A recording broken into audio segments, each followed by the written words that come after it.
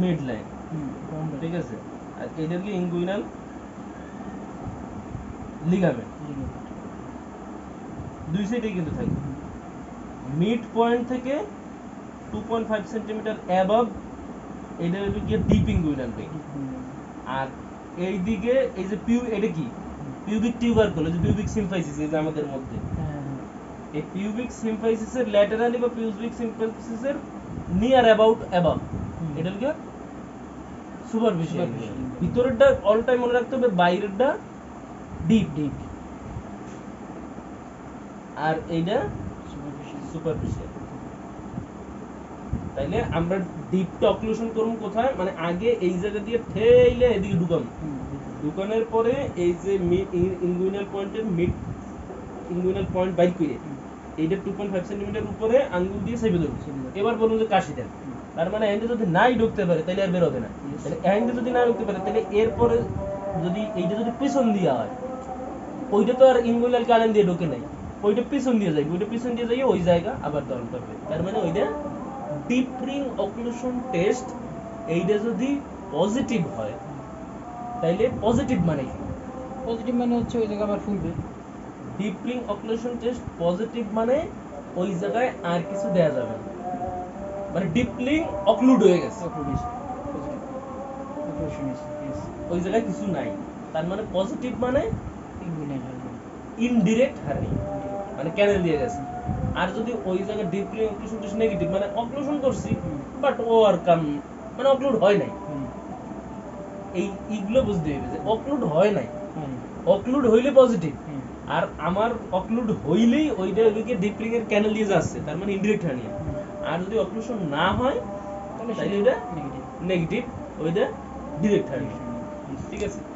আর আরেকটা হচ্ছে ইনভেজাইনেশন টেস্ট, ঠিক আছে। ইনভেজাইনেশন টেস্ট কি? এইটা হলো গিয়া ওই আঙ্গুল দিয়ে, আমরা এই জায়গায় একটা আঙ্গুল দিই, ওই যে সেম এই জায়গায় একটা আঙ্গুল দিয়ে কাশি দিতে পারি, ঠিক আছে, ওই রিং এর সামনে। এখন যদি এই টিপ অফ দ্য ফিঙ্গারে যদি একটা আমি ফেল করি যে কিছু একটা আসতেছে, ওইটা তো এই জায়গায় পাবো না, ওইটা তো পিছন দিয়ে চলে যাবে, ঠিক আছে। যদি রিং এর মাথায় আমি কিছু ফেল করি, জিনিসটা অনেকটা একই। রিং এর মাথায় আঙ্গুলে যদি কোনো কিছু ফিল করি, তার মানে এটা রিং এর মাথায় সুপারফিশিয়াল। না না, এটা কি কি হার্নিয়া? এটা হচ্ছে ইনডিরেক্ট হার্নিয়া। ইনডিরেক্ট হার্নিয়া, তার মানে এটা রিং থেকে আসতেছে। Impulse felt on the tip of the finger, মানে ইম্পালসটা পাওয়া যাবে, ইনভেজাইনেশন টেস্ট পজিটিভ। আর যদি ইম্পালস যদি না পাই, এটা তো অন্য দিক দিয়ে যাবে। Impulse is felt on the pulp of the finger, ইংরেজি impulse is felt on the tip of the finger, ঠিক আছে। এইটা হচ্ছে কি, মানে ওই যে একটা পাল্প একটা মানে অন্য জায়গা দিয়ে যদি যায়, মানে এই যে আমি টিপ দিছি আর আমার হাতের পাল, মানে দুই জায়গা দিয়ে দুইটা দেব, ওই একটা টিপে বাজবে একটা পাল্পে বাজবে। মানে আঙ্গুলে আমি একটা টিপতে দিব কোথায়, রিং এ তাইলে ওই জায়গায় যদি ফিল করি তাইলে ইনডিরেক্ট ইনডিরেক্ট হবে। আর যদি এইটা বাদে অন্য জায়গায় ফিল করি তাহলে ডিরেক্ট। তাহলে ডিরেক্ট। ইনভেজাইনেশন টেস্ট।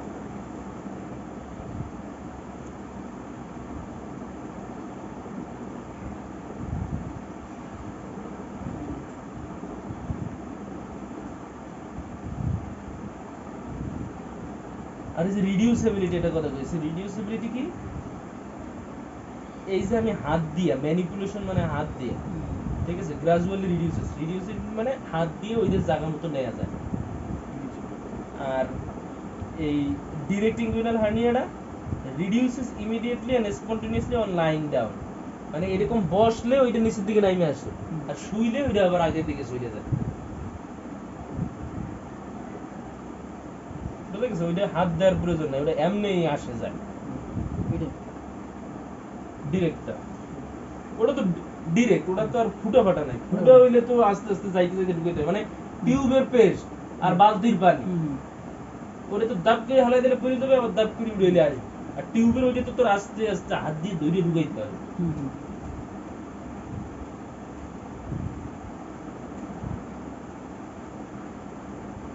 এই পার্থক্য যা বলছি এই থিমেই লিখে গেলে হয়ে যাবে।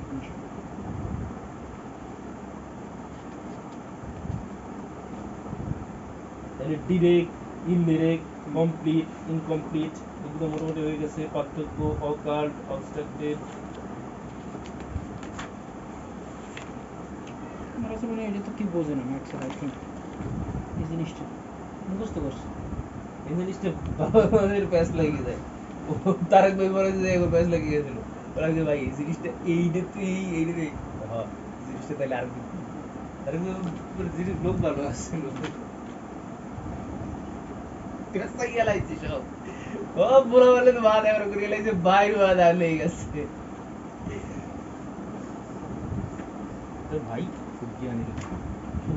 আসলে মানে যে সময় আমাকে পড়াইছে কনফ্লুয়েন্ট, মানে সে আইসে প্রথমে ঠিকই কইছিল, পরে ওই বলা ভাই হইছে পরে ভাই ভাই এটা কি হলো না এটা দিলি, পরে আমি বলছি ভাই ওইটাই ঠিক ছিল। পরে কই আচ্ছা থাক ক্যাশ লেগে গেছে এটা। ভাই করছে মুখস্থ। তবে ভাই পড়ছে ভাই প্রচুর জ্ঞান হয়েছে, এটা দেখছি যে ক্লাস নিয়েছে, সেই ক্লাস নিয়েছে। এবং ওই সময় বুঝছি যে আর একটা জিনিস হয়ে যায়, মানে কিছুটা দেখলেই বোঝা যায় যে আর হবে, ধাপ করে হয়ে গেছে, ওনারই পড়তে হয়েছে।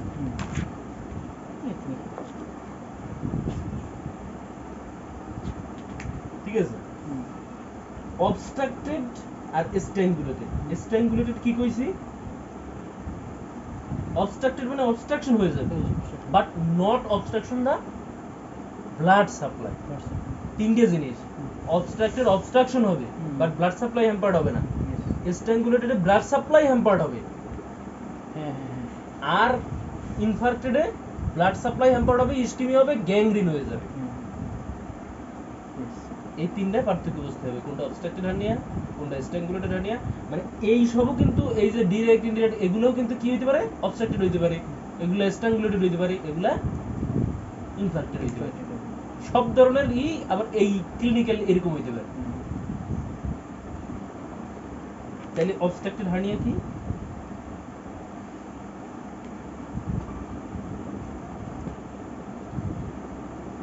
হার্নিয়া কি সেটা জানি রাখা ভালো। বিকাম স্ট্র্যাঙ্গুলেটেড হইতে ব্লাড সাপ্লাই वो জিও প্যারাস্টিলের দরকার নাই, ব্লাড সাপ্লাই হ্যাম্পার। এই যে প্যাথোলজিক্যাল চেঞ্জেস কি হবে, ইম্পেয়ার্ড ব্লাড সাপ্লাই হবে, আর্টারি ভেনাস সাপ্লাই ইম্পেয়ার্ড হবে, ইসকিমিয়া হবে, গ্যাংগ্রিন হবে, এতটুকু কই দিলেই হবে, বেশি কিছু নাই। ইসকিমিয়া গ্যাংগ্রিন এইটাই pathogenesis, impaired blood supply, ischemia gangrene, আর কিছু করার দরকার নাই, এই সিরিয়ালে এইটুকু কই দিলেই হবে।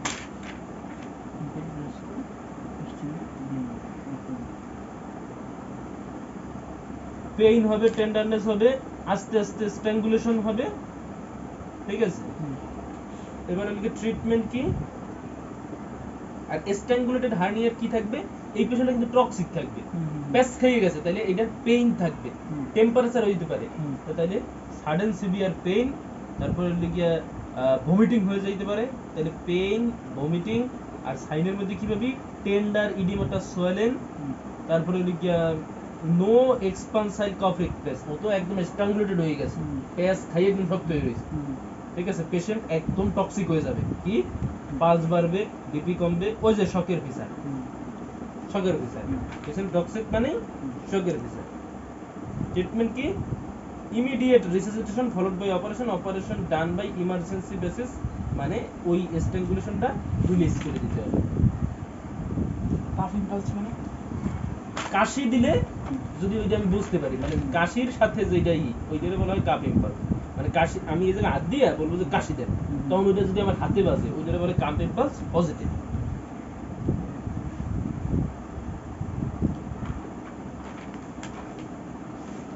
ঠিক আছে,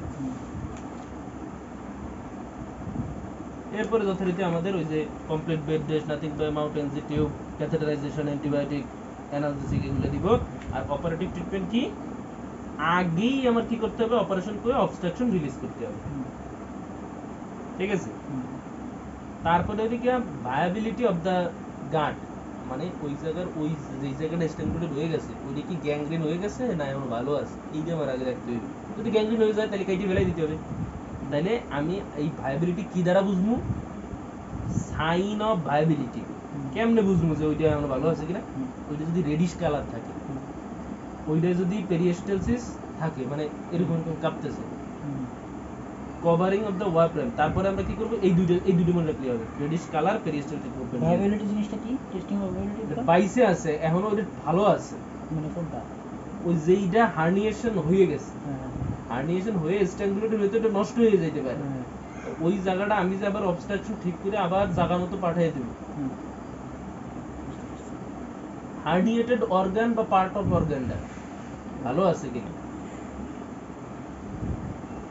যদি ভায়াবল থাকে, যদি ভালো থাকে তাহলে গাটে ফিরিয়ে দিব, আর যদি ভায়াবল না থাকে তাহলে রিসেকশন এন্ড ইন্টারনাল অ্যানাস্টোমোসিস করে দিব, মানে ওটুক কাইটা বাকিটা জোড়া লাগিয়ে দিব। হুম।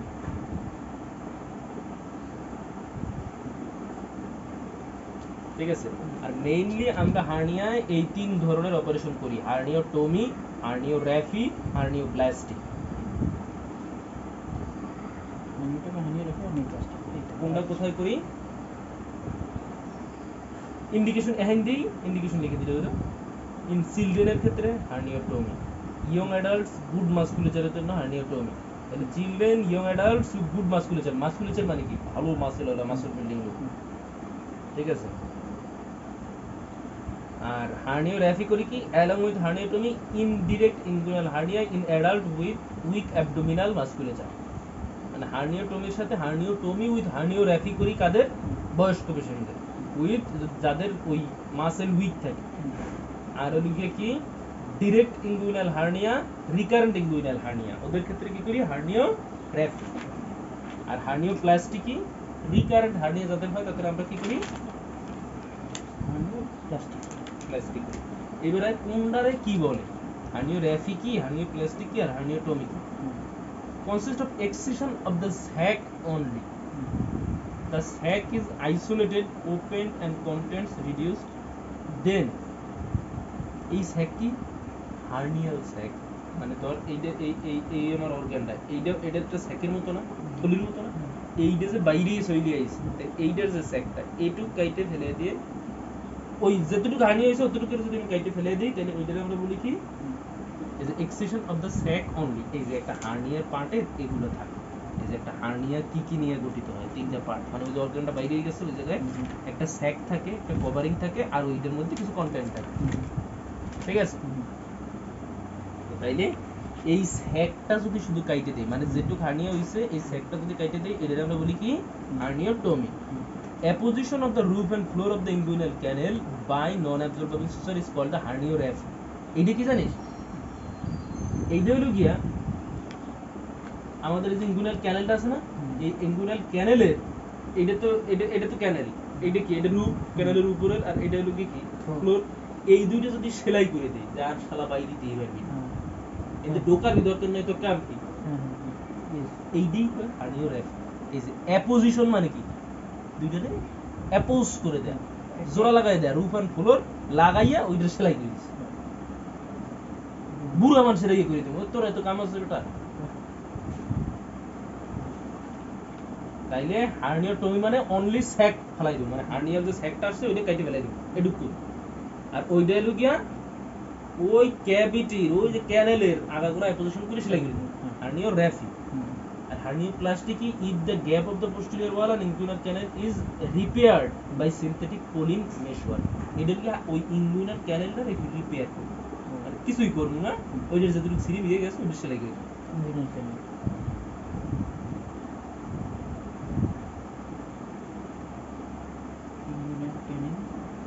By proline মেশওয়ার্ক। মেশওয়ার্ক মানে প্রোলিনের নেট, জাল, জাল দিয়ে এরকম আটকাই দেবো। দেখলে বুঝবি যে এরকম প্রোলিন মেশওয়ার্ক থাকে, মানে নেট বলতে গেলে একটারে পুরো মশারি আছে, ছোট মশারি, মশারি দিয়ে এরকম দিয়ে দেবো ছোট ছোট ঘরের, তার মানে আর বেড়ে আসতে পারবে না, ভিতরে ঢুকতে পারবে না। না ওই যে ফেন্স দেই না আমরা মশারির, ওই ফেন্স আর কি।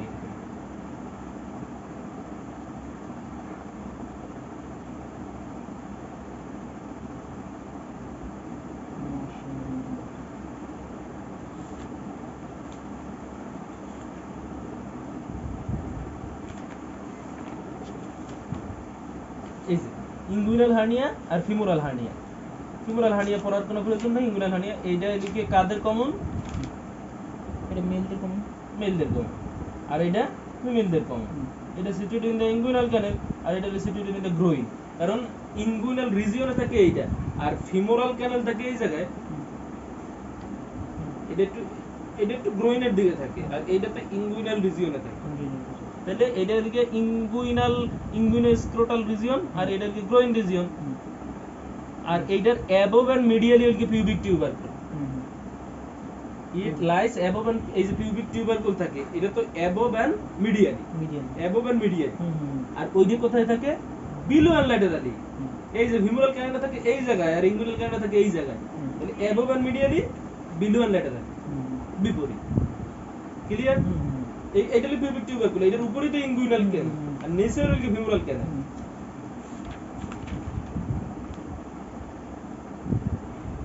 রিং অক্লুশন টেস্ট এটা তো থাকবে এইসে ইঙ্গুইনালি, নট ইতে। আম্বিলিক্যাল হার্নিয়া কি? ইজি। আম্বিলিক্যাল দিয়ে যদি কিছু বাইরে যায়, ঠিক আছে? আম্বিলিক্যাল ওই জায়গায় থাকে কি? আম্বিলিক্যাল কর্ড, যেটা আম্বিলিক্যাল কর্ড সহ যদি বেরিয়ে যায়, এই যে প্রত্যুষণতে অ্যাবডোমিনাল কন্টেন্ট, ওই যে পেটের নাড়িভুঁড়ি যদি umbilical cord covered by transparent membrane, ওই যে পেরিটোনিয়াম, ওইটা দিয়ে সাথে যদি বেরিয়ে যায় তাহলে এটার বলে ট্রিটমেন্ট কি করবি?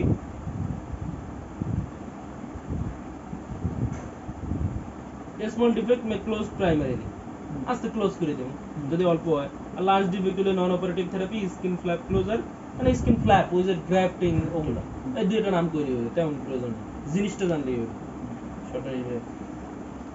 Epigastric hernia, incisional hernia. Incisional hernia কি? এখানে যে আমরা পেটে ইনসিশন দেই না, তাহলে আমি ওই যে সেলাই দেই যে ইতে, ওইটা দিয়ে আবার বাইরে যায়। তো এটা তো আমি মাসলটা উই কি করে ফেলতেছি কাইতে, তাহলে ওইটা দিয়ে বাইরে যেতে পারে না, সেলাই ঠিক মতো না হইলে ওইটারে আমরা তো ইনসিশনাল হার্নিয়া, মানে আগে একটা অপারেশনের হিস্ট্রি থাকে। ক্লিয়ার?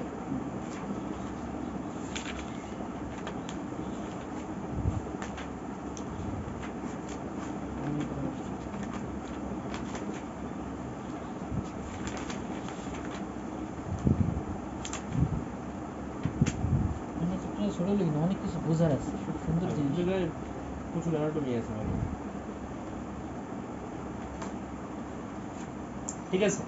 এই জিনিসটা একটু জানতে হবে যে factor influence the development of the ventral hernia, ঠিক আছে?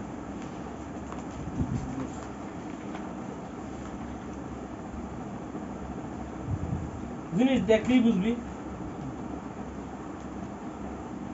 ভেন্ট্রাল হার্নিয়া কি। ওবেস পেশেন্ট যদি হয়, ডায়াবেটিস মেলাইটাস যদি হয়, ম্যাল নিউট্রিশন যদি থাকে, একটা পেশেন্টের সবকিছু weak, vitamin C deficiency, collagen synthesis হবে না, তারপরে কি ভিটামিন নাই, তার মাসেলের রেস্টুরেন্ট থাকবে, তাহলে মাসেল ওই ভিতরের জিনিসপত্র অ্যাবডোমিনাল প্রেসারে বেরিয়ে আসবে না, জিনিস ওইটাই। আবার যদি এই যে সব কিছু বলছি যে স্ট্রেইনিং, মানে যেগুলো লেবার্ড কাজ, কি কি? কফ, কনস্টিপেশন, যেগুলো কোতাকুতির কাজ, এগুলোর সময় ই বেরিয়ে আসবে। কিছু অপারেশন, অ্যাপেন্ডিকুলার পারফোরেশন, মানে তুই অপারেশন করে গেছিস, এই যে ভেন্ট্রাল, ভেন্ট্রাল মানে এই যে সামনের দিকটা, এই যে অ্যান্টেরিয়র অ্যাবডোমিনাল ওয়াল বা ভেন্ট্রাল, ঠিক আছে? তুই এই জায়গায় কোনো অপারেশন করে গেছিস, তাহলে ওই জায়গাটা কি? অ্যাপেন্ডিক্সের অপারেশন করছিস এই জায়গায়, সেলাই যদি ঠিকমতো না হয় বা অ্যাবডোমিনাল যদি মাসেল একটু উইক হয়, তাহলে ওই জায়গা থেকে আবার বের হয়ে আসবে। তাহলে এটা কি? সাম ইনসিশন, এই যে ম্যাকবার্নিস ইনসিশন, সাবকোস্টাল ইনসিশন। ম্যাকবার্নিস ইনসিশন দেয় কোথায়? অ্যাপেন্ডিসাইটিসে। আর কচার ইনসিশন দেয় কোলিসিস্টাইটিসে। তাহলে এই সব জায়গা থেকে সব ধরনের ইনসিশনেই হার্নিয়া হইতে পারে।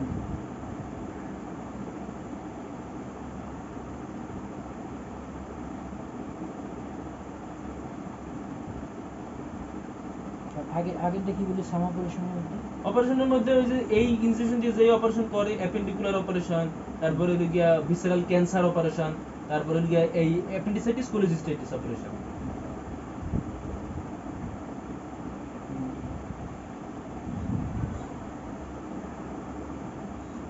আর তারপরে এত কিছু লাগবে না, এই এই পোস্ট অপারেটিভ এইটি লিখে দিলেই হবে যে পোস্ট অপারেটিভ। পোস্ট অপারেটিভ যদি আবার কাশি হয়, পোস্ট অপারেটিভ যদি আবার কনস্পিরেশন হয়, ওই জায়গায় যদি ইনফেকশন হয়,